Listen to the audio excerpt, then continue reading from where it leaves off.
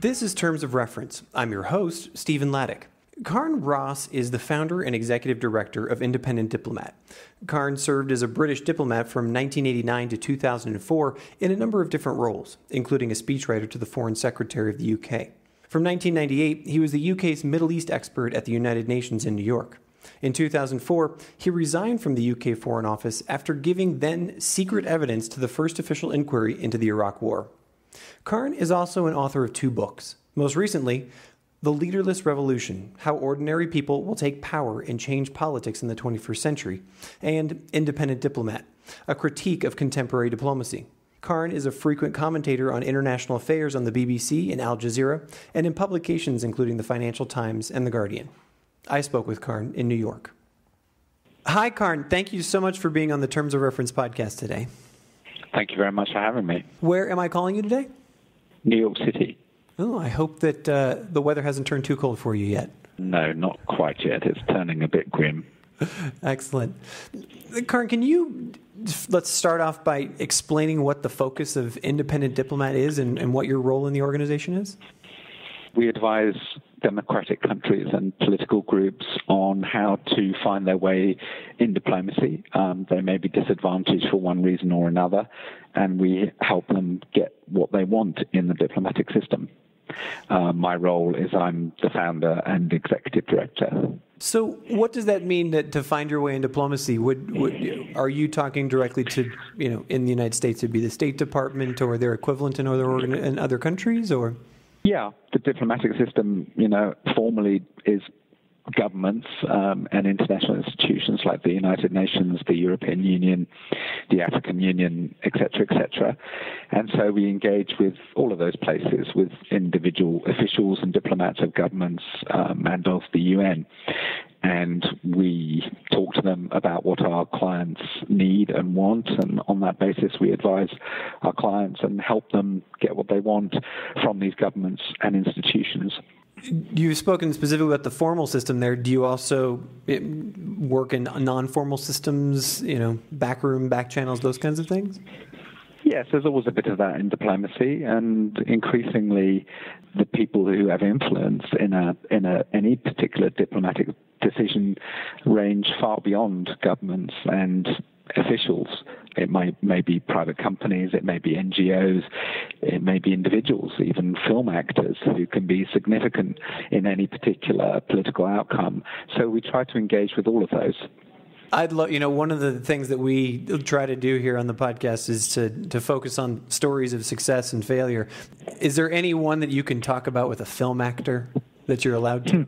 Celebrities, it's well known that they get involved in various political issues, and we advised South Sudan before its independence, and George Clooney, for instance, was quite heavily involved in that issue and was an important influence in persuading the US government to support South Sudan's independence.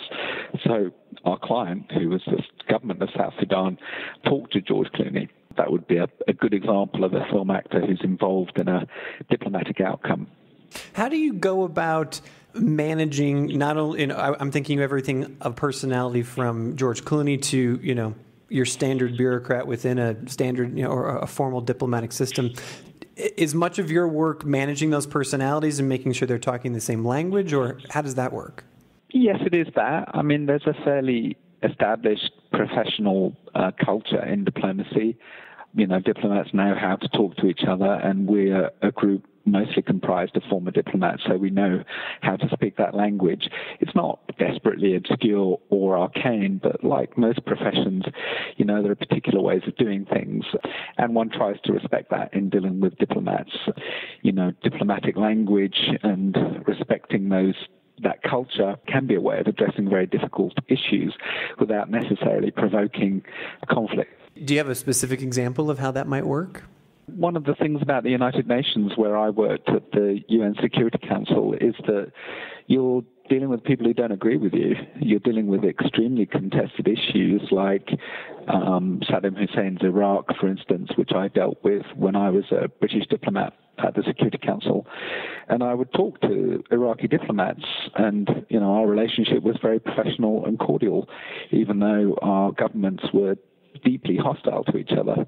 How does then that relationship translate into moving the needle in the official positions of the government, or is there a way to describe that?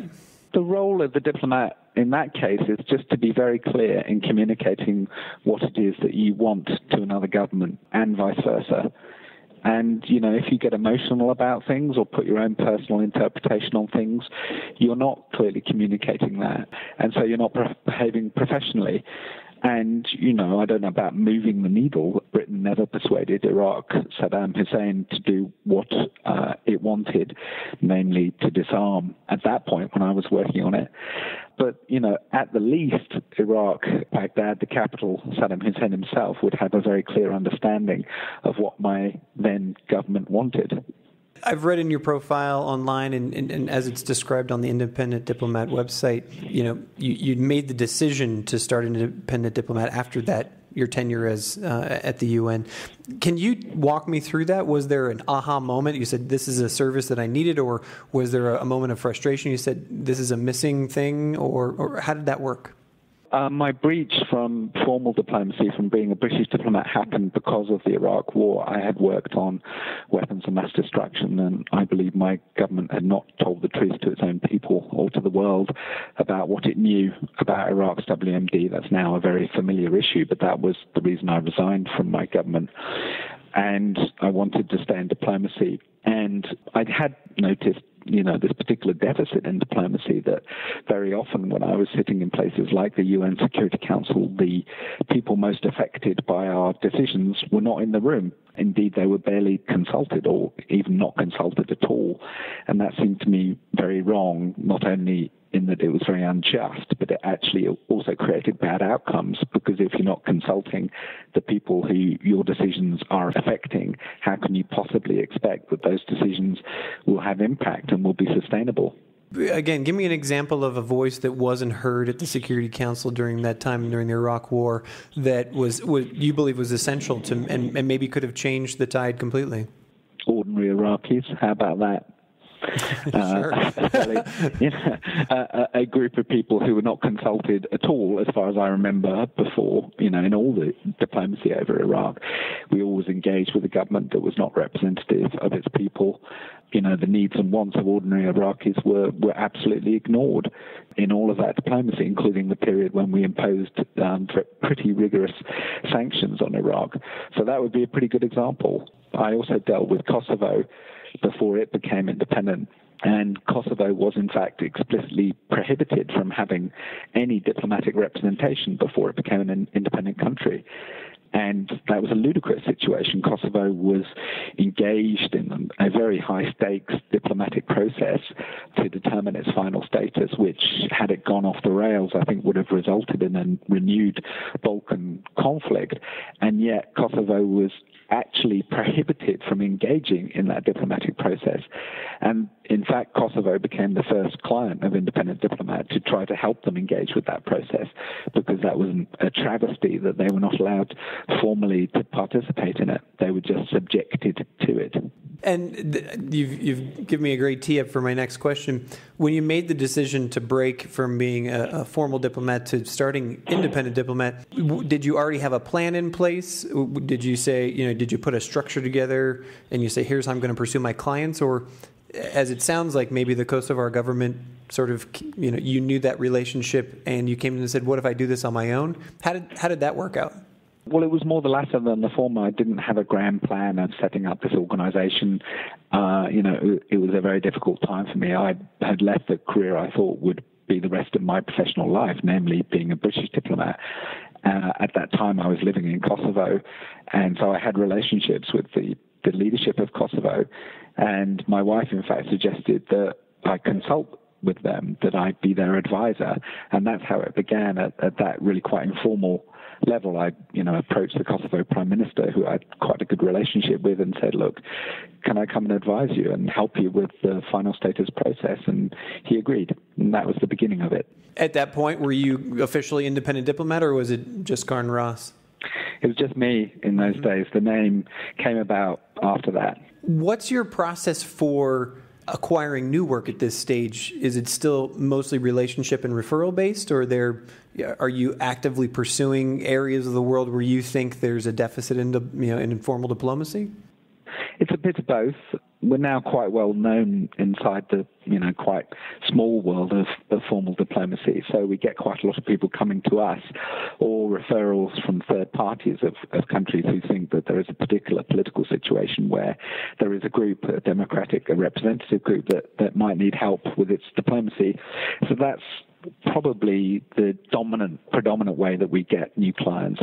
But also we keep a watching eye on a lot of what's happening in the world where there's political turmoil or conflict.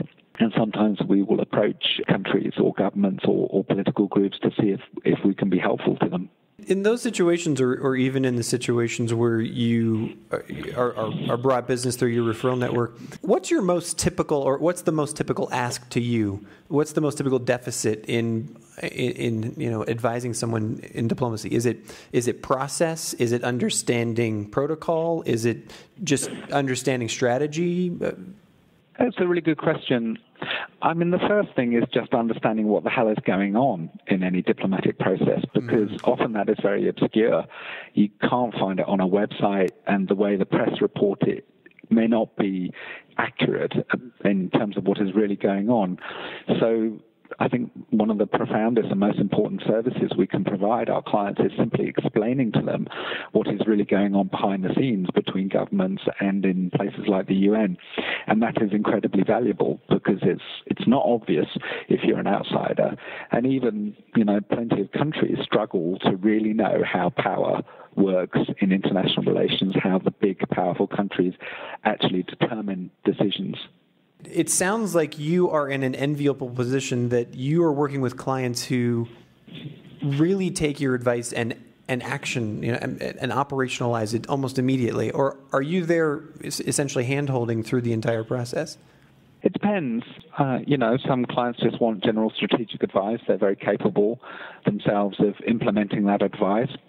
Others want a more thorough support throughout the process of, everything from deciding a strategy to actually implementing it in terms of meeting by meetings, speaking notes for presentations to the UN or diplomatic communications. And we will do all of those things. But we're very much at the service of our clients. We do what they ask us to. We don't impose on them. We don't tell them what we think they should be doing, which in some ways sets us apart from a lot of the NGOs out there. We don't have an agenda.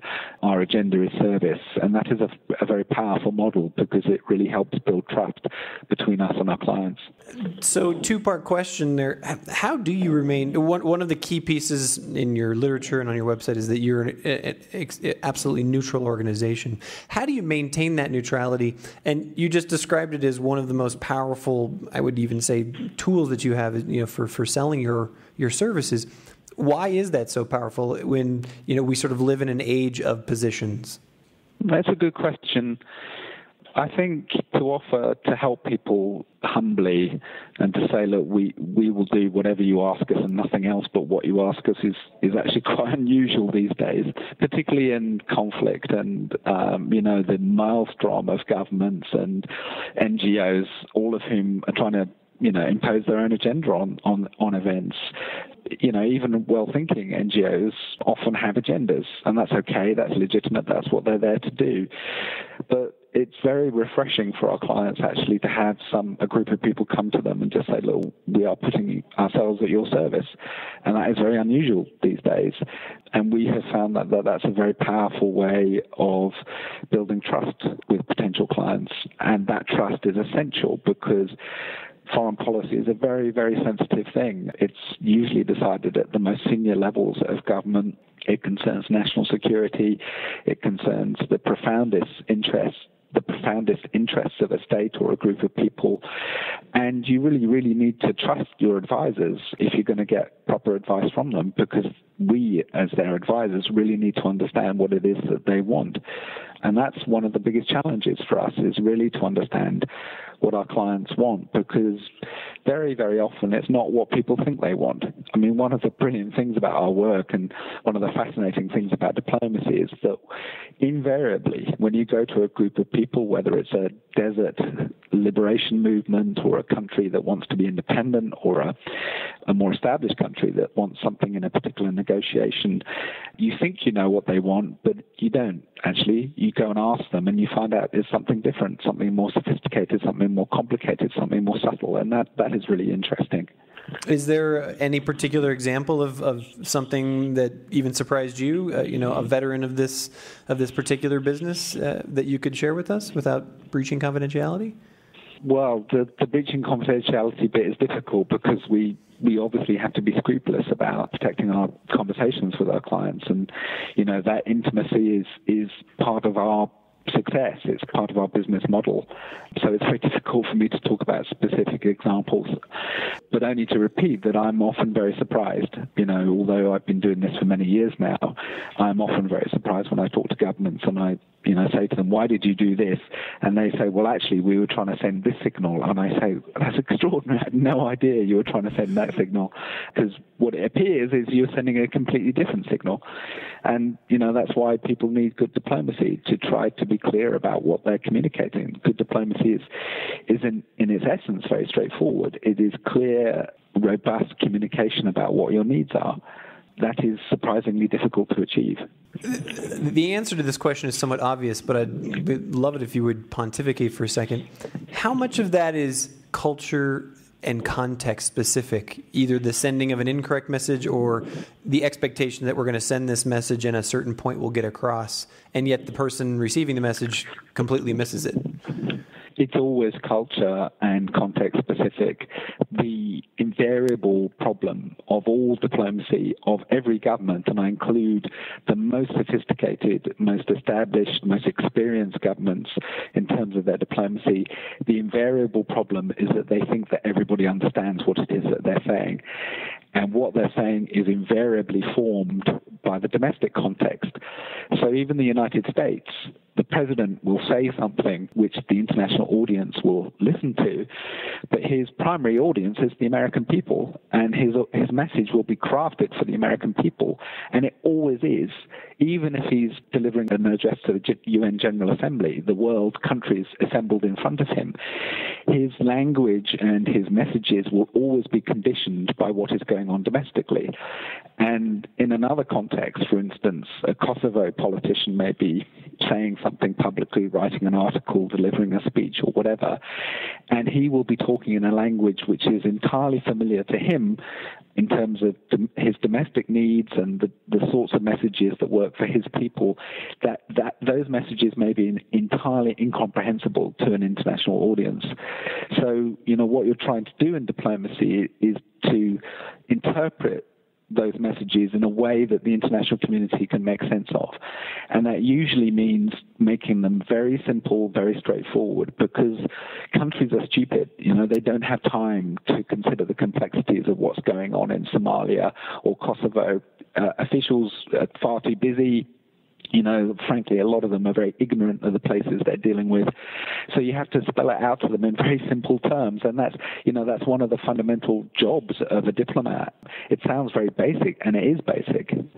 Have you ever participated in, one of these, peeling of the onion exercises, essentially, and had to recuse yourself from a process because of a misstep, or had to recall your staff because you were, the services you were providing just sort of backfired? That's a very good question. Our work is highly political. It's very sensitive. We're often involved in very, very volatile situations. We have to be guided by a clear sense of our own values. We will not help people who are engaged in the repression of human rights or breaking international law or not promoting democracy. These are very clear criteria which guide our work, and we're very explicit about that with our clients. And if our clients, whether it's a country or a government or political group, breach those criteria, we will withdraw from the relationship. And we have done that on a couple of occasions. Most recently, we did it in South Sudan. We had advised South Sudan for many years on its independence process. And as you probably know, violence broke out in South Sudan at the turn of the year 10 months ago. And it became clear pretty quickly that the government was engaged in violence against its own people. And as soon as we realized that, we withdrew. I'd like to just shift the focus of our conversation for a few minutes on, you founded this organization and how you maintain it and run it. You have representatives all over the world. What do you find the most difficult aspects of being the director of Independent Diplomat at this stage? Is it the fact that you're on an airplane all the time? Is it acquiring new clients? Is it maintaining the work of the diplomats you have out there? You're describing a lot of the things that dominate my life. I'm afraid to say the big things that most concern me are things that are very familiar to anybody who runs a non-profit, which is raising money. We do something very unusual that's quite difficult to explain, and it's therefore very difficult for us to raise money. A lot of the traditional foundations and sources of donor funds are not interested in supporting us, so I spend a lot of time worrying about that. The other thing is a little bit more specific to what we do, which is it's really hard to find people who can do this work effectively. It takes quite a special person to be able to leave an established diplomatic service, say of the US or Britain or Germany, of a powerful country, and go to a much more uncertain world where you're advising, say, the representatives of the people of the Western Sahara, who are a political group based in refugee camps in southern Algeria. That's quite a leap to make. For me and my colleagues, I think a lot of us have found that extraordinarily exhilarating and exciting as a leap. But it takes a special person to make it. And so finding the really, really good people in what is actually quite a small population of diplomats, because there aren't actually that many diplomats in the world, surprisingly enough. There's only really a few thousand. Finding amongst that cohort the really, really good people who are able to have the nimbleness and agility and creativity to advise groups of people who are often in extraordinarily difficult, challenging situations, that's difficult too for me.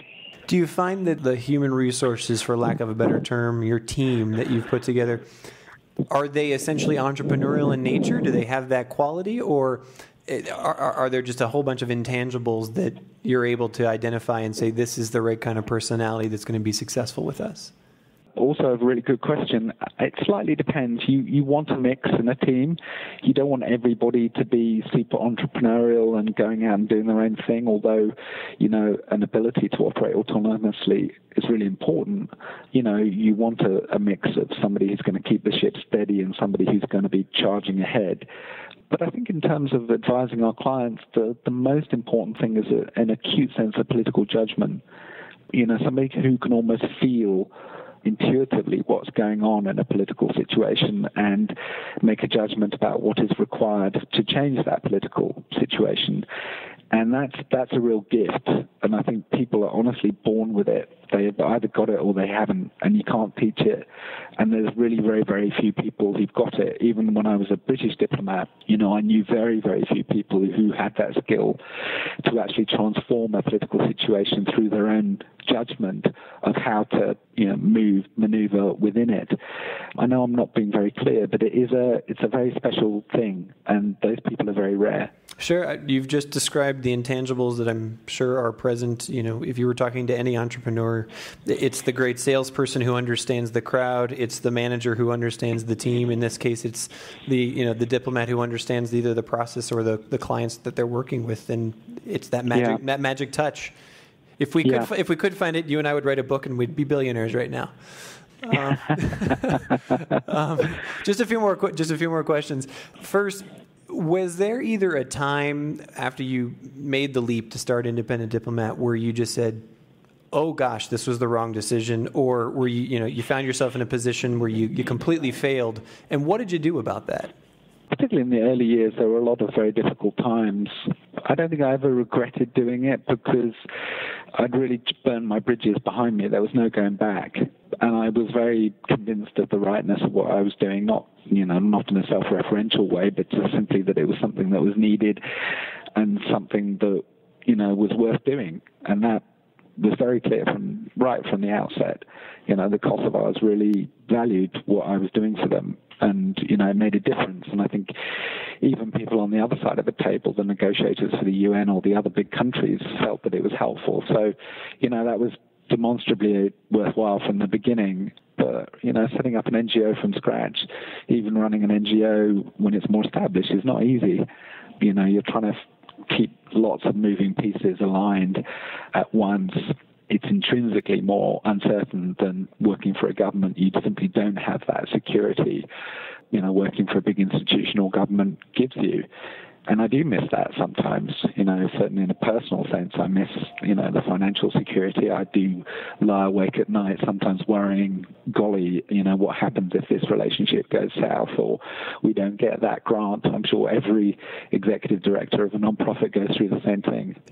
That said, you're clearly passionate about what you do, and you even said earlier in the interview that you had become a diplomat thinking that was your profession, that was your career. How did you find your way into diplomacy? Did you wake up one day when you were a youth and said, "I'm going and working for the government," or was it another path that led you there? It almost was that. I've always been a political person. I've always been fascinated by international affairs. Even when I was a boy, I would read the newspaper every day very thoroughly. I was fascinated by what was going on in Afghanistan during the Soviet occupation. I was fascinated by nuclear disarmament talks between East and West. I was very gripped by the anti-apartheid struggle, which was one of the big issues I became involved in as a student in England. I never went to South Africa. But I was really gripped by international affairs, and I, to be honest, found them so much more interesting than domestic politics. They were more dramatic, they were more exciting, they were more colorful, and I always wanted to work with them. And there's actually very few ways that you can really work in international relations except by being a diplomat. Diplomacy is really, in some ways, still the central discourse of how international relations are determined. Of course, there's many, many other factors as well. But if you want to do international relations, you've kind of got to be a diplomat. And so that's why I wanted to do it. My final question is one that I ask every guest we have here on the show. And it's quite simply, most of our audience are either individuals who are seeking to make a transition in their career or maybe start their own organization, but they're all focused on the humanitarian aid and international development space. Do you have one or two, or maybe more, pieces of critical advice that you would offer up to them about how to be successful? Find something you love. It's kind of obvious, but you will only suffer the vicissitudes of setting up an organization or pursuing what are quite difficult things to achieve if you really, really care about it. If you don't care enough about it, don't do it, because you won't survive, you won't prosper in terms of setting something up or really getting momentum in terms of achieving things. It's too hard. There's many, many obstacles and challenges, and you will get through them if you really mind about it and if you're determined. And I don't necessarily mean just putting in the work. It's just conveying things with passion, building a team around you who share your concerns. You can't do this if you don't really care about it. That's by far the most important thing. Karn, thank you so much for your time today. I really appreciate it.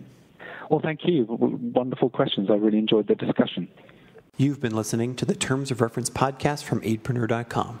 Subscribe to us on iTunes.